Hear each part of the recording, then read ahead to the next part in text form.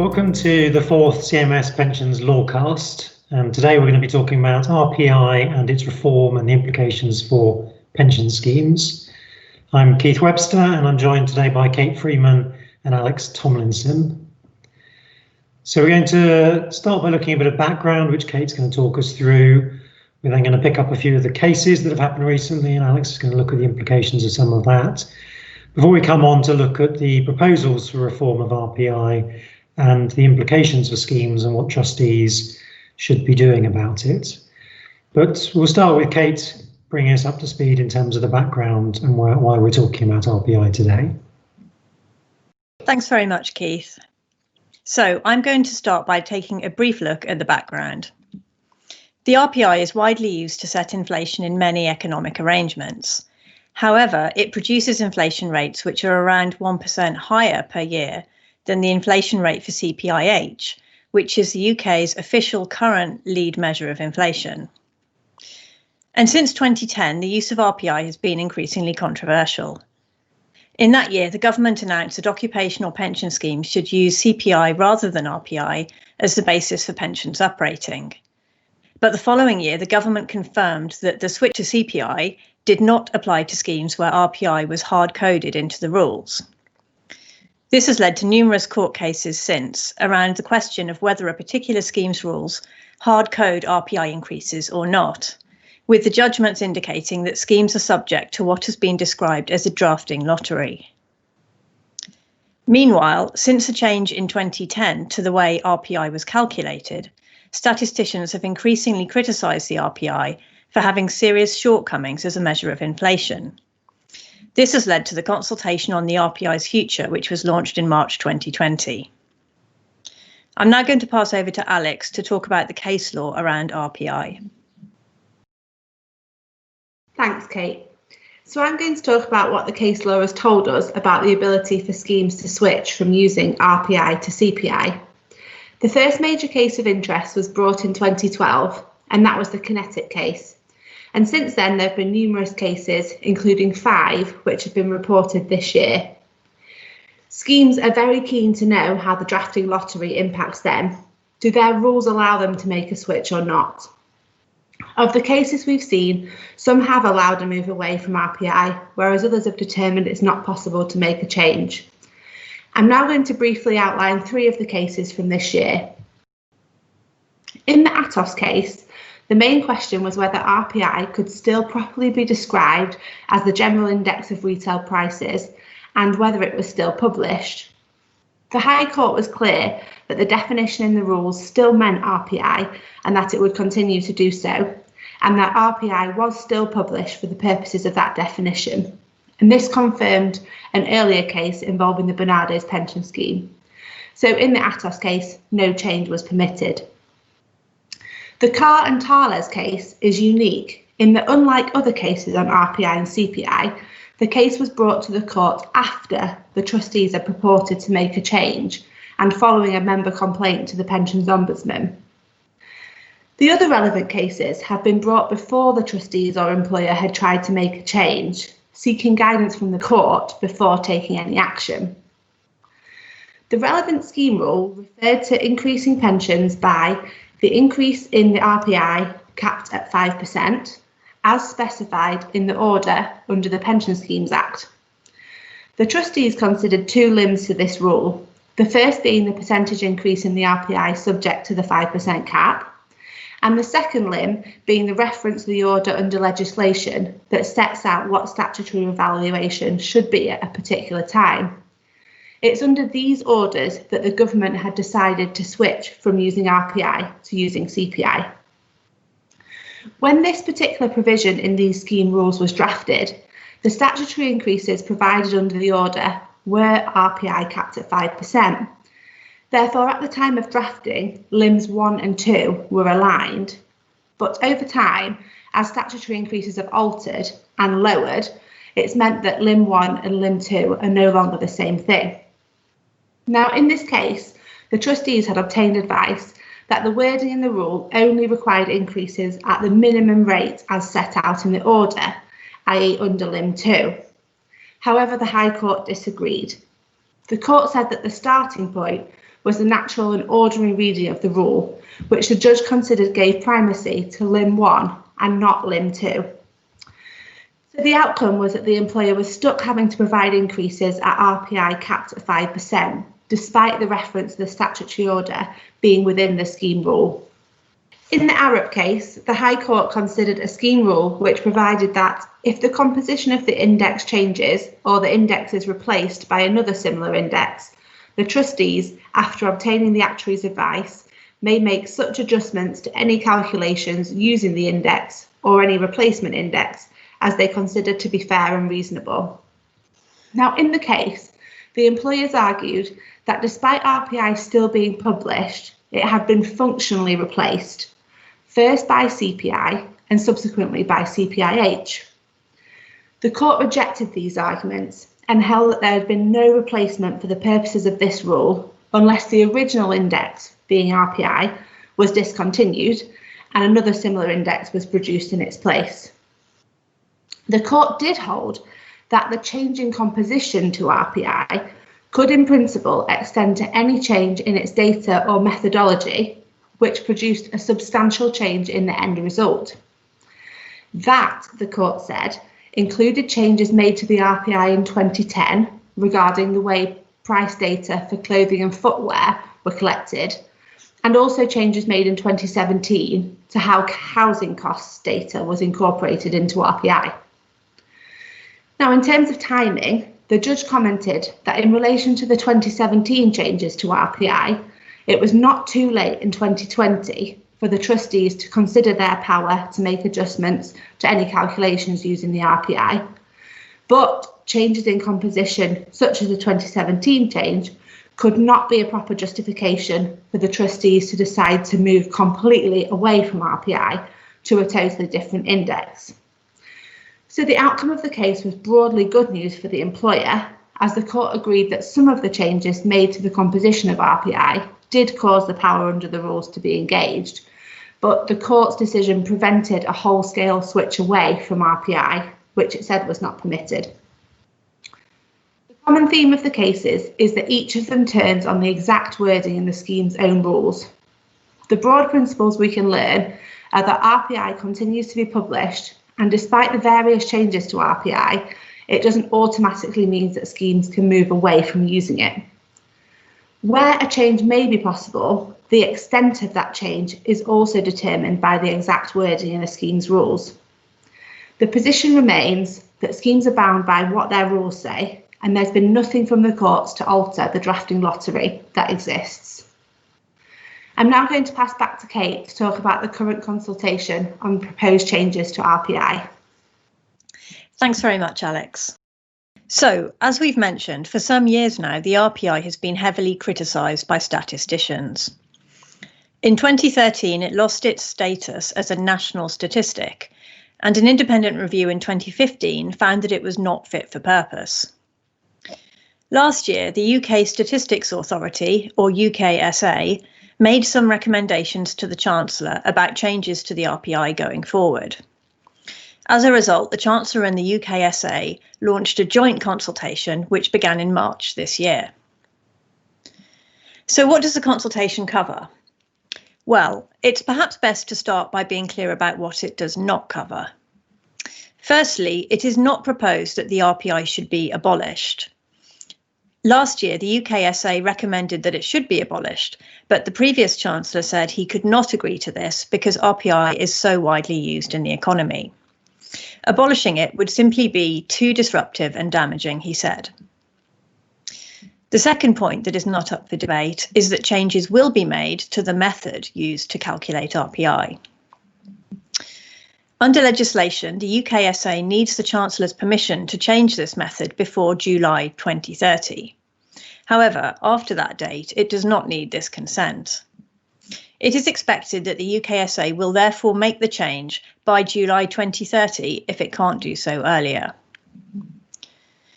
The nature of the proposed change is that RPI will be calculated using exactly the same methods and data sources as are used for CPIH. The RPI and CPIH figures will continue to be published separately, but in effect they will be exactly the same in all but name. The figures for the monthly and annual growth rates in RPI will also be the same as for CPIH once the initial transitional period is over. And finally, the supplementary indices to RPI, such as the RPI-J and RPI-X, will no longer be published with effect from the date that the RPI changes. So the current consultation therefore focuses solely on the timing of these changes and a few technical details about implementation. So turning to the questions that are asked in the consultation, well, firstly, timing. The government has already said that RPI cannot change before 2025. So the main question being asked by the consultation is whether it should change to align with the CPIH methodology between 2025 and 2030. Under legislation, the Chancellor needs to consider this question in light of the implications for index-linked gilts. The consultation therefore invites views on the impact that the different dates would have, specifically on the index-linked gilt market. This will help the Chancellor to weigh up the net effect on both the public finances and the gilt markets of moving to the new methodology before 2030. On transition and implementation, the consultation also asks some technical questions about how to transition to the new index. The UKSA says that it has considered several options and it invites views on its proposed approach. On the supplementary indices, RPI-J, RPI-X and so on, as mentioned, these will no longer be published when the RPI changes. The consultation asks which of these indices are currently being used and what guidance users would find useful. And then finally, the consultation also invites views about the broader impact of the proposed changes. The Chancellor and the UKSA admit that they don't have full sight of all the ways that RPI is currently used in the economy. So they invite comments on the potentially unintended and diverse impacts of the proposals. However, they make very clear that this is unlikely to be directly relevant to the outcome of this consultation. Rather, they say that responses may be taken into account in future policy making. So, what's next for the consultation? Well, it was originally due to close in July 2020, but this has been extended because of COVID-19 to the 21st of August 2020. The government and the UKSA have said that they will respond to the consultation in the autumn. So, watch this space. I'm now going to pass back to Keith to talk about what might the future look like for RPI. Thanks, Kate. So we now want to look at what are the implications for pension schemes from the proposed reform, which, as Kate said, is going to happen at some point based on the consultation. And I think a good place to start is the members. What are the implications for members of this? So for any member who has pension increases or revaluation which are currently linked to RPI, each year's increase will on average be lower. And so the value of their benefits is going to reduce. And the Institute and Faculty of Actuaries estimated that for a 65-year-old, the cut could be in the range of 10 to 15% of the value of the total pension. But for members who've got CPI-linked liabilities, there's no impact at all. CPI will carry on as it is. So on the one hand, this is bad news for members who've got RPI. They'll feel quite aggrieved that they're going to get lower benefits if they understand the changes. The alternative view, though, is that those members have had a windfall since 2010 because RPI has an inbuilt overstatement of inflation and therefore they've got more increases than arguably they should have done based on inflation. And whichever view of that you take probably depends on whether or not you've got RPI increases. From the employer's perspective, the main question is the funding impact, and we'll discuss in a minute how that very much is scheme specific. Those who have a positive funding impact will be quite keen for the change to happen sooner rather than later, and those who have a negative funding impact clearly won't want it to happen before 2030 and would ideally not let it happen at all. From the trustees' perspective, you will need to consider that funding impact and work out what the implications are for how you run your scheme, with one of the key aspects of trustees being the impact on their investments. So nearly all schemes will hold some level of index-linked gilts or RPI-linked swaps, which will be affected by this change, and trustees will need to work out the implications for their investments. So from a funding perspective, as I say, it's very scheme specific, and the two variables are firstly, are your liabilities RPI linked or CPI linked? And then the second variable is, have you hedged those liabilities or not? Have you hedged your inflation risk?